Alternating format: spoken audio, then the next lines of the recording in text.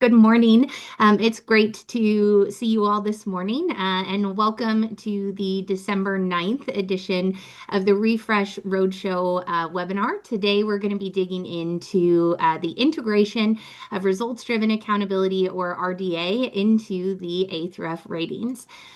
So my name is Katie Jubert. I am the Principal Director of the of Performance Reporting Policy and Communications here at the Texas Education Agency.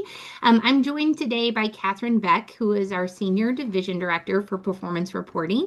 And then we're also joined today by Jeremy McCaig, who's the Director of Data Strategy and Reporting for the Office of Special Populations and Student Supports. So Catherine and Jeremy are going to be in the Q&A feature. So the Q&A feature is open. Please use it. Ask questions as we go throughout our time today. And they'll do their very best to answer your questions live in real time. And we also just want to make a quick note that our webinar will be recorded today. We know December is a busy month and many of our teammates across the state may not have been able to make it, so we'll record it and post it to the Accountability System Development website here shortly. So if you have been a part, again, this is part 4 of a 4-part series. If you've been along for the whole journey or today's your first time, welcome. We're glad to have you. And the goal of our Refresh Roadshow is really threefold. The first is that we just want to raise stakeholder awareness about the content of the preliminary 2028 A through F refresh framework and really support understanding of the content of that framework. We also want to begin the process of supporting you all at the campus and district level in really starting the strategic planning process that we know always comes alongside a refresh. And then lastly, we want to make sure that we are getting ample stakeholder feedback on the content of that preliminary framework as we will update that framework here in the coming months. Today, we're really focused on the integration of RDA, or results-driven accountability, into the A through F framework. So we're going to use our time today first to just get a quick recap of Domain 3, the Closing the Gaps domain, and how that shows up currently in the A through F system specific to district ratings. We'll also talk a little bit about the current RDA framework and what are the similarities and the differences between those two. Then we'll dive into what are some of the systems and structures that have been put into place since 2023 to begin the integration process of these two accountability systems before we talk about the proposal that it's included in that 2028 preliminary framework document. Finally, we'll close out with some next steps and a survey. So again, if this is your first time joining us, welcome. We are so glad you're here. And if you would like to have access to our previous webinars, those are all available on the Accountability System Development webpage. Both are recording, and then also the slide decks are available as well. We also encourage you, if you are not already, to subscribe to the Performance Reporting Bulletin. I suspect you're already subscribed, and that's how you got here today. But if you're not, it's delivered, new delivery time at 9 a.m. on Fridays every single week, and includes updates and information regarding performance reporting. And in the coming months, we'll also have additional learning opportunities. So the refresh is a big journey, and so this is just a snapshot of a very small amount of time within the refresh journey. But as you can see, on August 28th of 2025, I almost said of last year, it's still 2025, but August 28th of 2025, we released the preliminary 2028 A through F framework. And that was based off of months and months and really years of gathering feedback, taking a look at proposals, analysis, and data modeling for the framework that you all are able to access today. Since August, we have been in numerous ESCs, hosted our roadshow, really as an opportunity to get out and say, you know, here's what we're proposing, tell us what you think. So in the last several months, we have gathered lots of information and lots of feedback, and then also taken a look at legislative updates, specifically through House Bill 8. Next spring, we'll release a framework update. And so that is an opportunity to really reflect your feedback, reflect the necessary updates from House Bill 8, and kind of close the loop on some of the questions that you might leave with here today. In early next summer, we'll release a preliminary manual, which will include cut points and then also targets. And then late next summer, you all will have the final manual adopted for the 2028 system. And you'll be able to download that and have that in hand. We're really excited about this timeline. That 2028 manual will be available 2 full years before the 2028 ratings take place. And so we're excited not just to be here today to share the content of the preliminary framework, but really this expedited timeline to ensure that you all at the district and the campus level have the information you need as early as possible in order to make the plans that you want to make in order to adapt to the 2028 framework. Anytime we talk about A through F, we really keep these three big priorities in mind, including when we're thinking about the RDA integration into A through F. So our first big priority is rigor. We want to ensure that we're setting a high bar and really supporting statewide and driving towards that high bar of rigor. And that's true for students, that's true for schools, that's also true for our districts. We also want to ensure that our system is transparent. And we think about this in sort of two ways. The first is we want to ensure that it is transparent in that ratings are accessible. So through texasschools.gov or the accountability downloads or any of the other ways that you might access data and ratings, we want to ensure that those are available to the public and easy to understand. The other part of transparency we often think about and talk about is we know that accountability systems can be complex, and we want to ensure that our system is able to be interpreted and understood both by the general public and by those in schools who are trying to action plan in order to ensure success on an accountability system.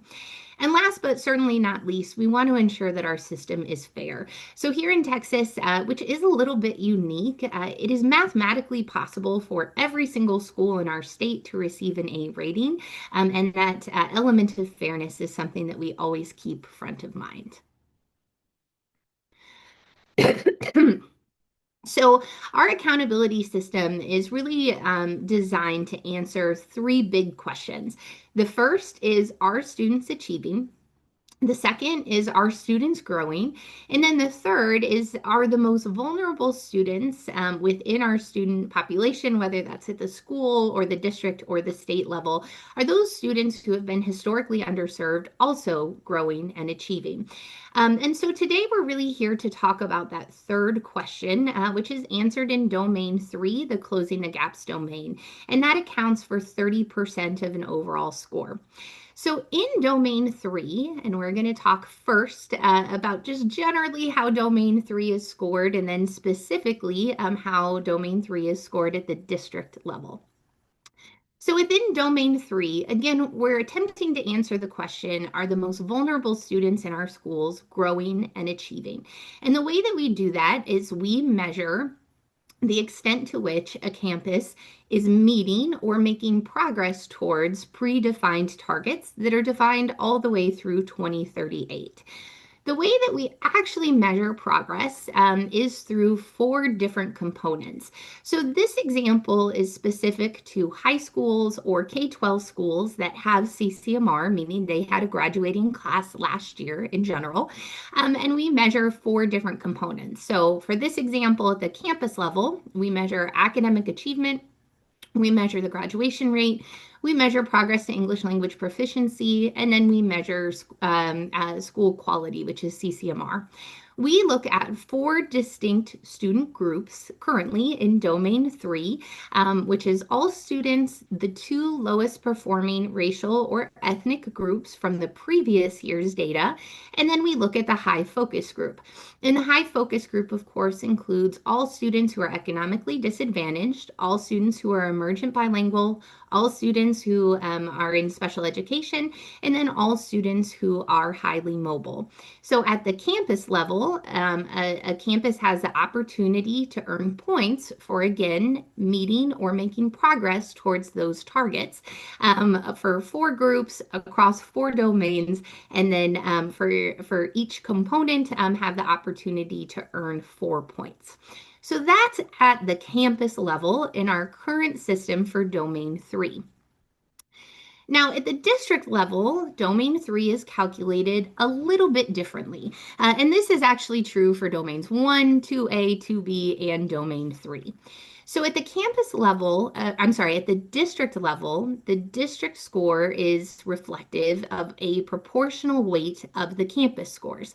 So if we look at this example here, Campus 1 has 334 students enrolled in grades 3 through 12. Their score, so when we looked at all of those components and all of the groups and their 0 to 4 scoring, this campus earned 85 points. Because of their size, they are 13.8% of the overall district enrollment. And so we multiply 85 by 13.8, and they earn 11.7 points at the district rating for this domain. I want to juxtapose that to Campus 2, who you'll notice also earns 85 points. However, the big difference here is that Campus 2 has 990 students, and so they represent 41% of the total district enrollment in grades 3 through 12. So this time we multiply 85 by 41%, which results in 34.9 points. So you can see both campuses would receive their score of 85, which would be a B rating, and then both campuses contribute to that overall district rating. However, because Campus 2 is 3 times as large as Campus 1, they carry a heavier weight in that district rating. From there, we add up all those points, and that becomes the district overall rating for that domain, which then, of course, goes through the same process. We take the best of domain 1 or 2, that's 70% of the overall score, and then 30% of the overall score for the district rating comes from domain 3, closing the gaps. So that is how Domain 3 is calculated. And if you have questions about how Domain 3 is calculated at the campus level, we do have our previous webinar that was really focused on closing the gaps at the campus level available online. We're also happy to answer any questions. At the end of our webinar today, we'll share our contact info as well. So that's closing the gaps, which is Domain 3 within the Ahrefs system. Let's shift gears and talk a little bit now about RDA, or results-driven accountability. So RDA and A through F have very similar guiding principles. Both are really designed to ensure that a high bar is set and that we are able to really transparently measure progress towards that. RDA does have some additional guiding principles that are really designed to meet the unique needs of the specialized population and the unique student needs of those specialized populations. And so let's take a look at how RDA is designed. So RDA measures results at the district level. So in A through F, in our current system, which was refreshed in 2023, we're measuring campus level. And then we add up those campus levels at a proportional weight. RDA is different in that we're really looking at district performance as a whole. Another major difference between RDA and A through F is that RDA is really designed to measure program efficacy. So within RDA, there are 3 distinct programs and program areas, and each program area has defined principles and guidelines that outline the unique services and supports that that group of students needs. So the first program area within RDA are program areas for emergent bilingual students and English language learners. And you can see there, and I'm sure many of you have a lot of experience with this, there are a variety of ways in which a school or district can opt to best serve the students in that program area. The next program area is focused on students with disabilities. So students who receive special education supports, really defined by that student's individualized education plan. The last program area for RDA is focused on other specialized programs for at-risk students. And this includes students who are or have experienced homelessness, students who are engaged with the foster care system, and then students who are military connected to support those students and families. So again, RDA and our Office of Special Populations and Student Supports has a wide range of supports and services to support you in supporting the unique needs of these students.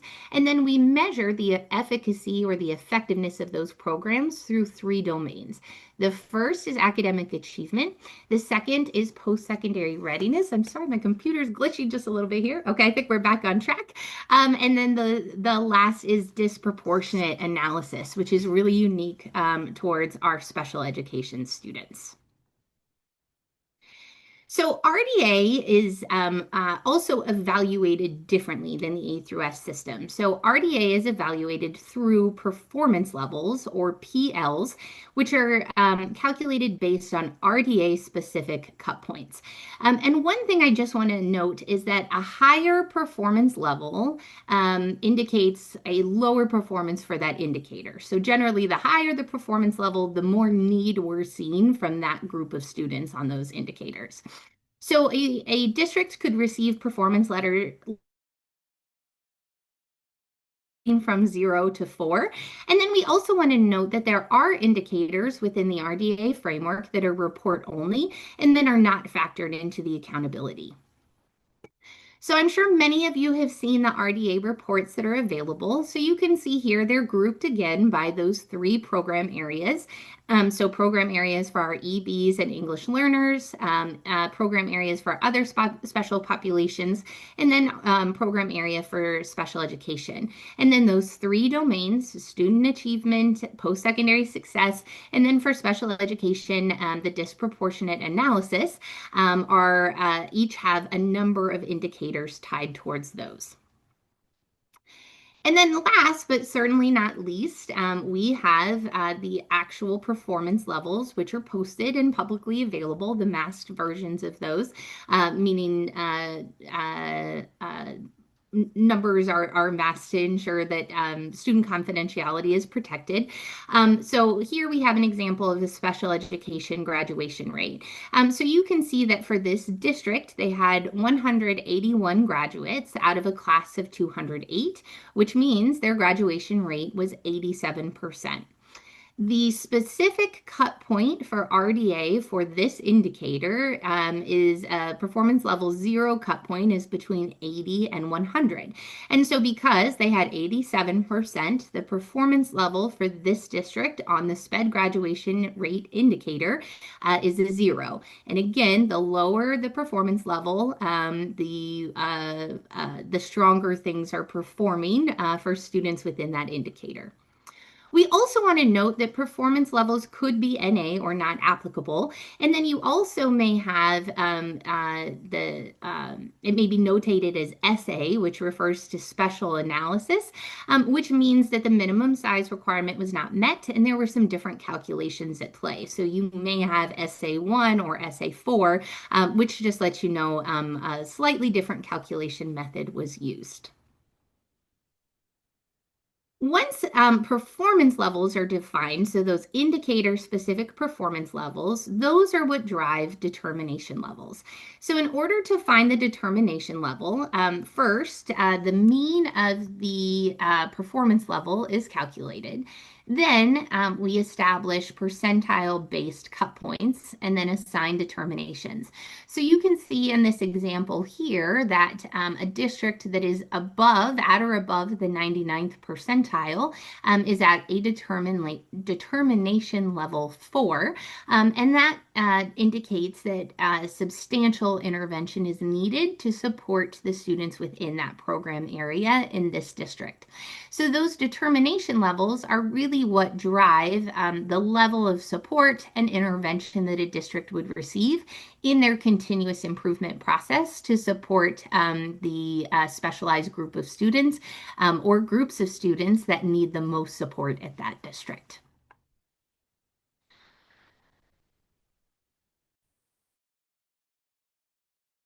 Excuse me, I'm getting over that like early December cold that I think everyone has right now. Okay, so now that we've talked a little bit about A through F, specifically Domain 3 at the district rating and the RDA framework, let's talk about why we need to integrate these two and really the need to bring these together. So we talked a little bit about the guiding principles and really the belief systems between the two frameworks. And there are a lot of similarities.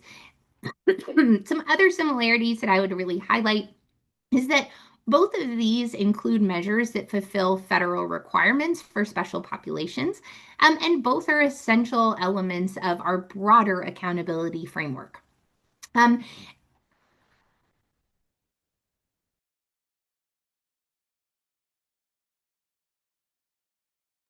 okay, I think I'm ready now. I'm so sorry. And then, of course, both of these systems also have monitoring and interventions that go side by side, both the A through S system and the RDA system. So, with these really high level similarities, there are also a lot of differences between RDA and the A through F system. So, I'll give you a moment to take a look at these, but some things that I would really highlight is that the groups that are measured are different between the two systems. The methodology, even if we're using the same assessment, oftentimes is different. There are different reporting timelines, and then the intervention and monitoring is also different. So, at a very high level, a lot of alignment between the two systems, but then the kind of intricacies of how each one works can look really different. And so it's not surprising when we look at this list of all of the differences that we also get different results from the two systems. So here we have an example of four districts, and you can see that each of these districts received an acceptable rating or a rating that was higher than 70 or a C in domain 3. And so many of us would say, like, domain 3 is really challenging. They're at a 70. That's great. But then when you kind of go a little bit further and you look at their RDA reports, you can see that each of these districts also needs intervention for a program area, or in some cases, a couple of program areas. And then some of them actually also need substantial intervention.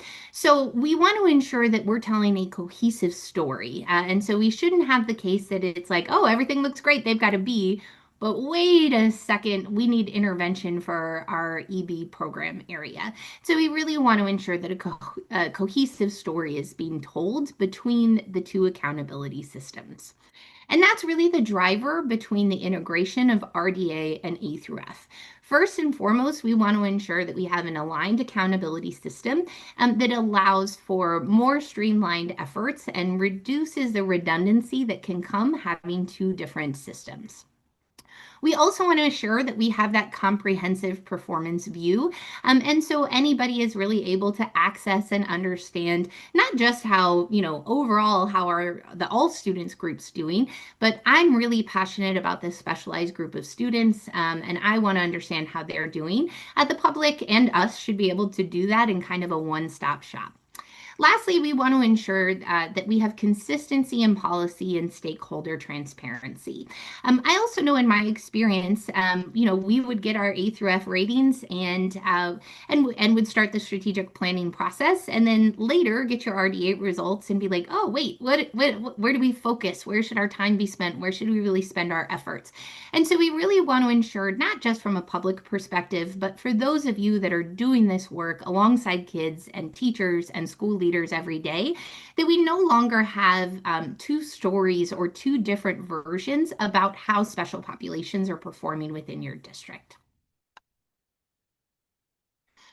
So, since the 2023 refresh, plans have been underway for this integration. And you can see here that since 2023, adjustments have been made to the accountability framework. I know many of you out there read it with a fine-tooth comb. And so you've seen these both in Chapter 12, which is the RDA chapter, and then also in Appendix K. We, of course, also shifts have been made in the RDA framework itself. And then, of course, we make adjustments, both performance reporting and OSPSS make adjustments when new legislation comes through.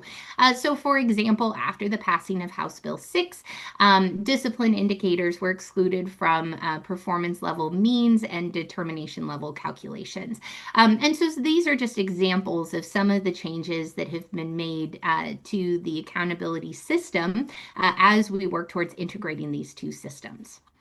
In addition to shifts to the manual, we have also shifted our reporting for a couple of reasons. One, to make clear that RDA is part of the accountability system, so it's available on the accountability reports.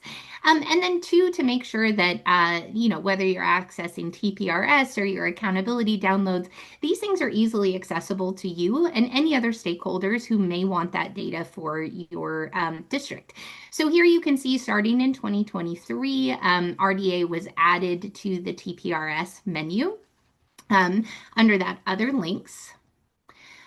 We also have RDA results available within Teal. So those of you that are Teal users and have the district level access, those RDA reports are available to you right in Teal. And then last but certainly not least, in the 8th Ref public accountability reports, under closing the gaps, the results-driven accountability reports are also available.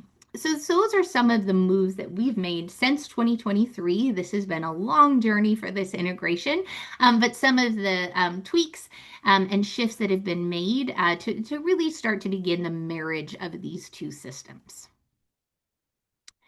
Which really brings us to where we are today. So if you were a part of our first webinar, you know that major changes to methodology or cut scores or anything like that can only be done within a refresh cycle. And that's something that we've historically done at TEA, and then that was codified by House Bill 8. And so since 2023, we've been making these small changes, clarifying language, making sure that it's transparent, that RDA is a part of the accountability framework. And in 2028 is really the opportunity to make that more major shift to ensure that these two systems are in fact fully integrated. So again, since 2023, we at the agency have been partnering with a just stellar group of individuals. I hope some of you are out there today, known as the RDA Task Force. And the RDA Task Force are district and school and ESC personnel who are really knowledgeable about both RDA and A through F, and also really passionate about serving our specialized populations of students well. So the RDA framework task force was really called to incorporate areas of RDA within district level A through F ratings. And they've really supported developing proposals that ultimately go to TAG, which is the Texas Accountability Advisory Group. And so really since early 2024, RDA Task Force has supported TEA in taking these proposals to TAG. And so here today, we're here to talk about those proposals that have already been discussed with TAG and that are already included in the preliminary framework, which again was released in August 2025. So at a really high level, our goal is to shift. Our goal is to ensure that there is consistency and alignment. And the way we envision doing that is through this proposal. So as we discussed in the current A through F system, Domain 3, or the Closing the Gaps domain at the district level, is a calculation of each campus's proportional weighted score. The high level proposal for the RDA integration is that a portion of a district domain 3 rating will continue to come from that proportional roll up of campus scores. And additionally, a portion of that district domain 3 score will come directly from special populations monitoring, or what we're calling domain 3B. So again, domain 3A, which is currently 100% of a district domain 3 score, is that campus roll up.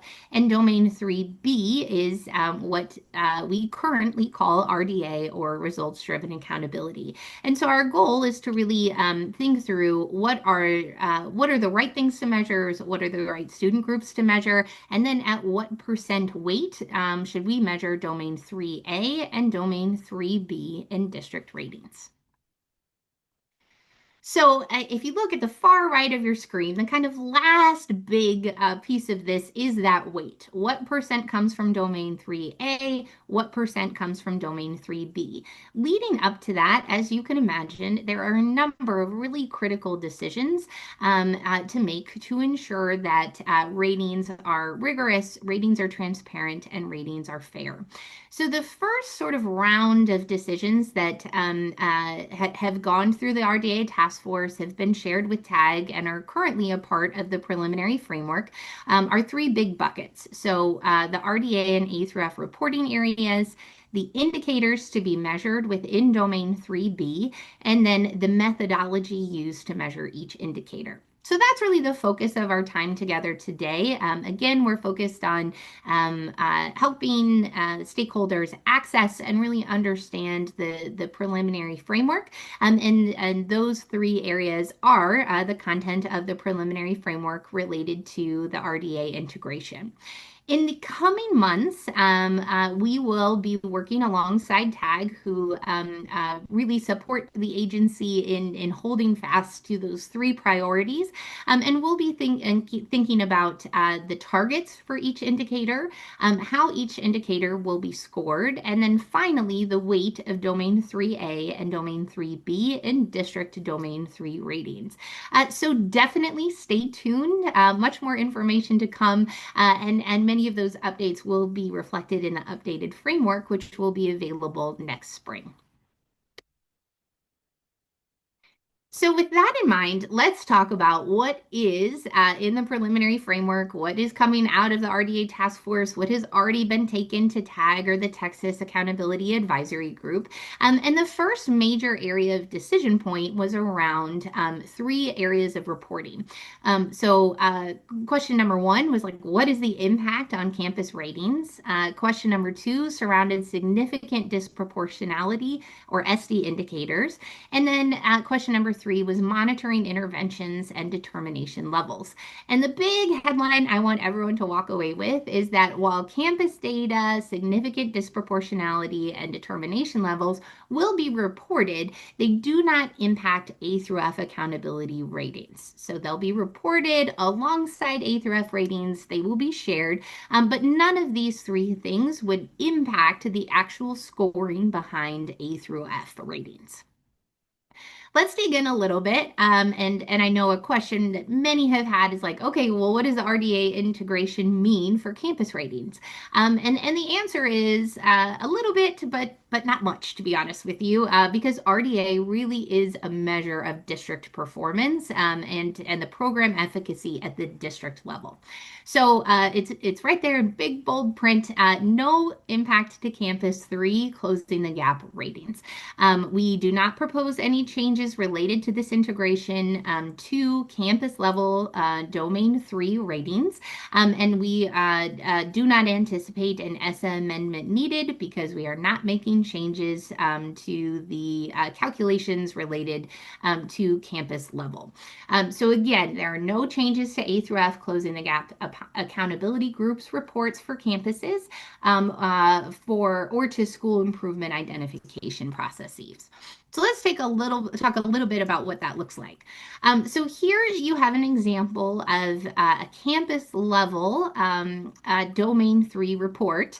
And for those of you that look at these all the time, you'll notice that there are no changes. So nothing about this proposal would make changes to this report. The groups are the same. So the groups would continue to be the all student groups, the two lowest performing racial ethnic groups from last year, and then the high focus group, of course, there's some overlap between the high focus group and the groups currently evaluated in RDA, but no changes to the Domain 3 report. Also, no report changes proposed at the campus level to STAR or how that is measured within Domain 3, TELPAS or how that is measured in Domain 3, and then the graduation rate within Domain 3 would continue to be that 4-year federal graduation rate.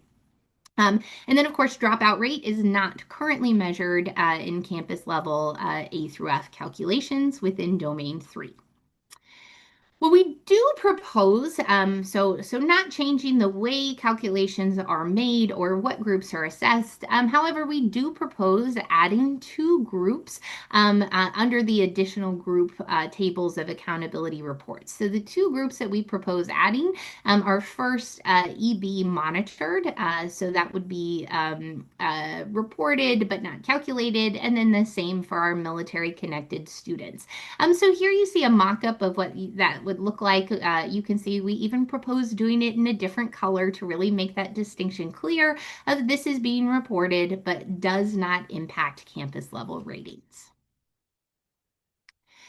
And then we also want to highlight that the proposal does not impact the school improvement identifications or methodologies. So federal school improvement includes EBs, both current and monitored, special education, both current and former, and federal school improvement does not include foster, homeless, migrant, or military connected. And we do not propose any changes to how school identification works, the methodology, the supports, the interventions, all of that we would anticipate would stay the same, or if there were changes, it at least would not be due to the RDA integration, as these are really focused on campus level supports, and this proposal is really focused on district level shifts. The next area, so the first thing we talked about was the impact on campus ratings. The next thing to discuss is significant disproportionality. And so we propose that significant disproportionality will not be integrated, but would be reported alongside A through F. So these measures of SD that were reported in, again, in RDA will not be integrated, but certainly remain critical federal requirements to meet. And then we do just want to highlight that two SD indicators from RDA are closely related to the state performance plan indicators and are proposed to be reported under the framework. So again, we're seeing those reports will all be accessible together. The information will be readily available, but not integrating into the calculations or scoring. Last but certainly not least, monitoring interventions. So similar to no anticipated changes to school improvement processes, no changes anticipated to the determination level monitoring interventions. So those annually federally required determination levels will utilize data that comes through the A through F system, but the determination for SPED will continue to do the FREs, and then our teammates like Jeremy and others at the Office of Special Education and Student Supports would really continue to lead the efforts, the monitoring, and the interventions when an area of need was identified unique to these specialized populations of students. One thing we do want to note about determination levels, so we talked at the very beginning that determination levels are really driven by performance levels. And so performance levels are not part of the way we propose scoring Domain 3B. So determination level methodology will be updated to move away from performance levels to using A through F scaled scores and results. And then again, of course, those would be available through the Domain 3 reporting, but again, would not impact district ratings in Domain 3B or Domain 3 broadly. So again, campus data, significant disproportionality and determination levels will be reported, but they do not impact or are not proposed to impact A through F accountability ratings.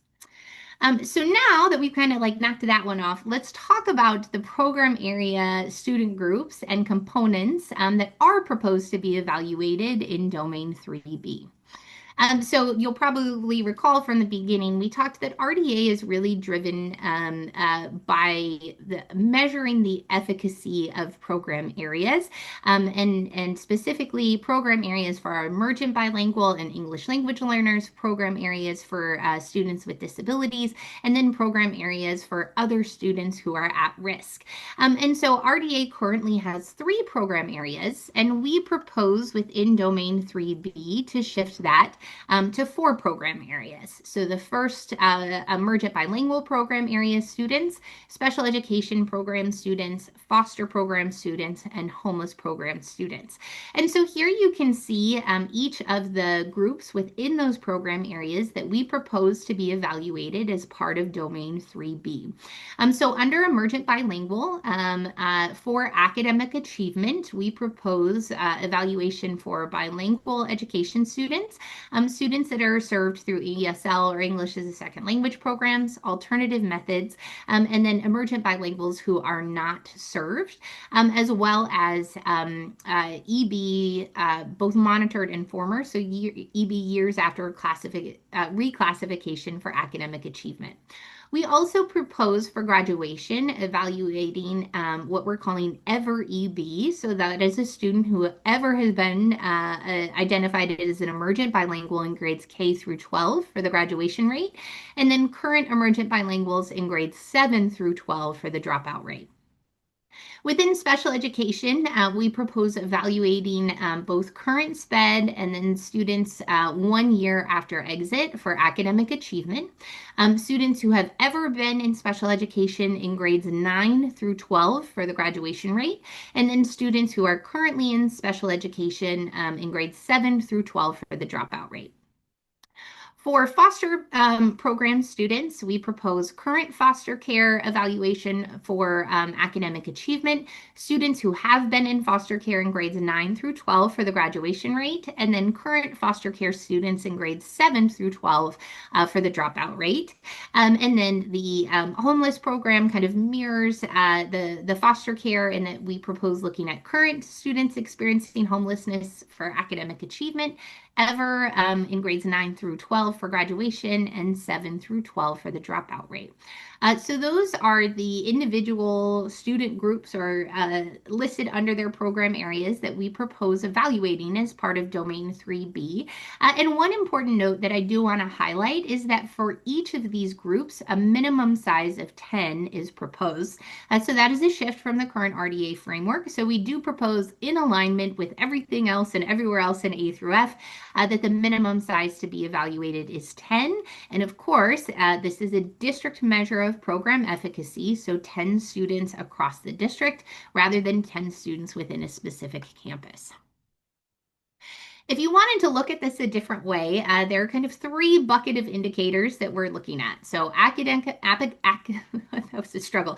Academic achievement, graduation rate, and then the dropout rate. And you can see here that for each of the program areas and specific student groups listed. So if this is a little bit easier way to visualize that, wanted to share that. And then this comes up to a total of 22 possible indicators that a district, if they had the minimum size for all of these program areas, would be evaluated under this proposal for Domain 3B. One thing that we did want to note is that for STAR 3 through 8 and EOC combined for our homeless and foster students, and that really gets down to minimum size and how many districts would have a large enough population to separate 3 through 8 and EOC. So that is one place that we do propose a combined rating across 3 through 8 and end of course exams. So once we have identified the individual student groups and the indicators that will be evaluated for each individual group, the next kind of part of this journey is okay. So how are we going to calculate? What is the methodology for measuring academic achievement for students in bilingual education programs?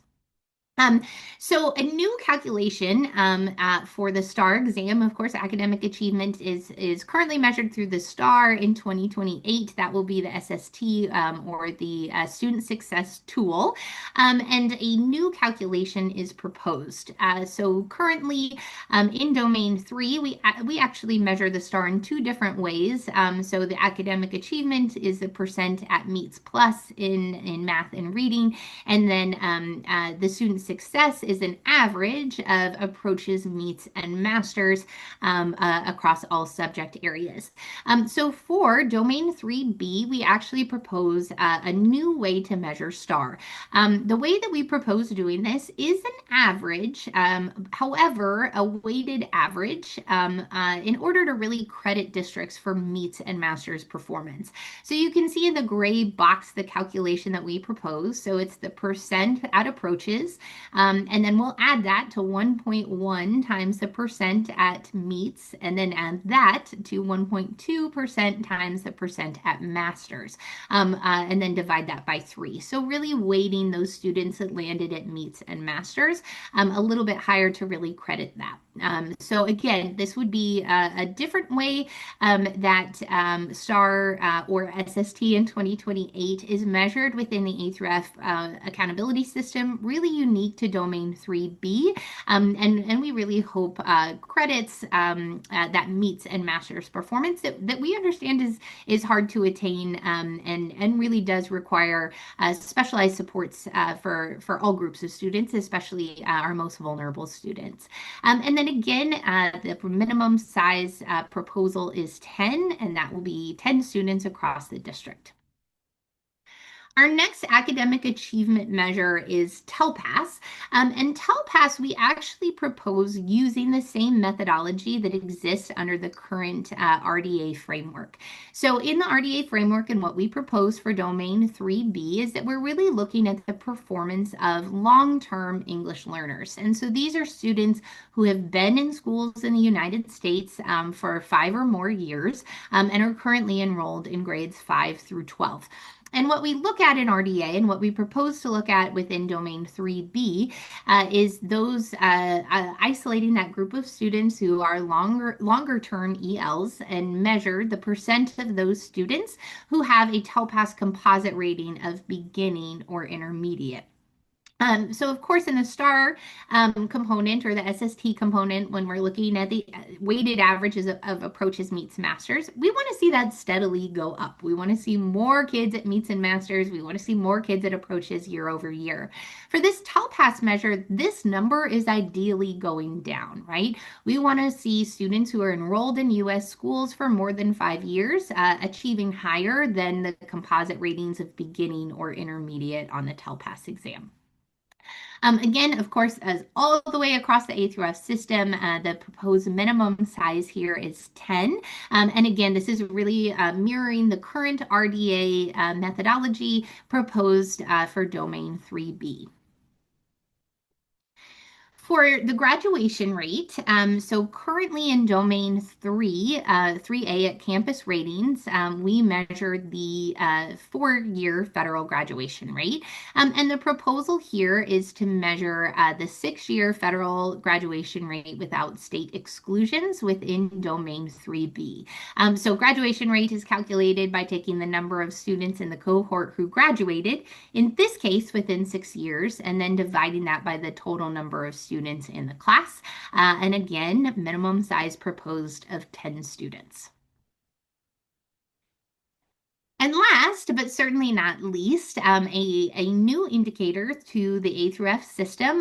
Nowhere else in the A through F system, well, I'm not going to say that. In general, we don't look at dropout rate in the A through F system, but in Domain 3B, we do propose looking at the dropout rate, and that would be measured as the number of students in grades 7 through 12 who dropped out, divided by the number of students in grades 7 through 12 enrolled throughout the school year. Again, really mimicking the RDA methodology here, and again, proposing a minimum size of 10. Okay, so some next steps coming out of this. I just want to really quickly recap kind of where we've been over the last 49 minutes or so. The integration of RDA through the creation of Domain 3B is really driven towards providing a holistic picture of district performance specific to the performance and the program efficacy of specialized programs. We hope that this clarifies the performance of special populations of students through integrated reporting, really establishing 4 program areas to be measured at the district level, and then evaluating 22 unique indicators within academic achievement, graduation rate, and the dropout rate. This integration is really coming out of years and years and years, and many of our own personal experience, that multiple reporting systems can create confusion. And at the district level, it can be really difficult to know what to prioritize and who to prioritize. And the two different systems can be a barrier to comprehensive strategic planning. And so our hope with this integration proposal is that there is fairer and more representative